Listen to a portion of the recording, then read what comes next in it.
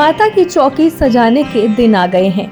घर में 9 दिन की अखंड ज्योत, सुबह शाम की माता की भेंट गाने के दिन आ गए हैं, जब छोटी छोटी कन्याओं को घर में भोज खिलाया जाता है और उनसे घर में सुख समृद्धि का आशीर्वाद लिया जाता है।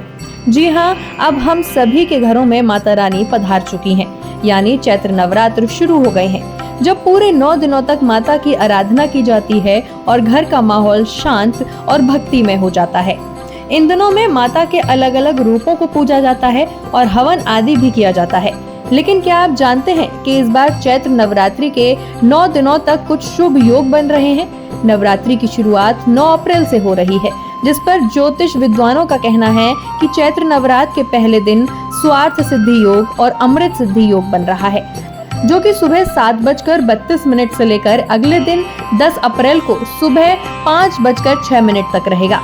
साथ ही चैत्र नवरात्र पर अश्विनी नक्षत्र का भी योग बन रहा है, जो कि सुबह 7:33 से अगले दिन 10 अप्रैल को सुबह 5:06 तक होगा।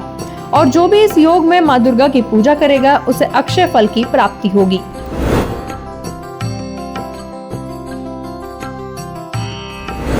जहां अंग्रेजी कैलेंडर के अनुसार 1 जनवरी को नए साल की शुरुआत होती है, तो वहीं हिंदी कैलेंडर के अनुसार चैत्र माह के शुक्ल पक्ष की प्रतिपदा से नववर्ष की शुरुआत मानी जाती है।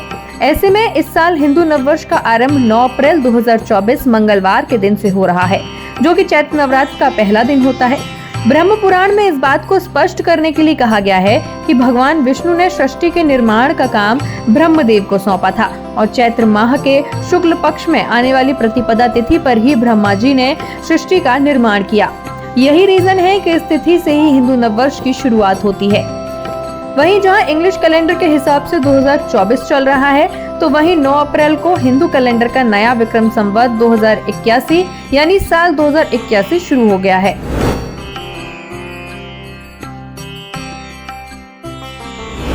वैसे तो नवरात्रि में आप माता रानी को प्रसन्न करने के लिए विधि विधान से पूजा करते हैं और प्रसाद आदि भी चढ़ाते हैं, लेकिन क्या आप जानते हैं कि शास्त्रों में कुछ ऐसी चीजों के बारे में बताया गया है जिन्हें नवरात्रि की पूजा में इस्तेमाल नहीं करना चाहिए, वरना इन चीजों के इस्तेमाल से माँ दुर्गा नाराज हो सकती हैं।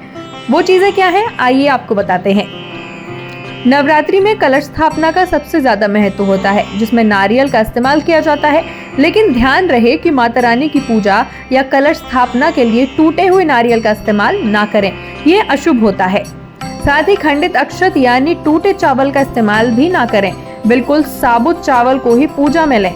इसके अलावा पूजा में फूल तो जरूर ही चढ़ाए जाते हैं, लेकिन ध्यान रहे कि हर तरह के फूलों को माता रानी को नहीं चढ़ाया जाता, जैसे कि कनेर, धतूरा और मदार के पुष्प भूल से भी माता रानी को अर्पण ना करें। अंत में लहसुन प्याज से बना भोग, जिसे तामसिक माना जाता है, उसे भी माता रानी को अर्पण नहीं करना चाहिए। इससे आपकी पूजा खंडित मानी जाती है। Bureau report, Bharat Shri.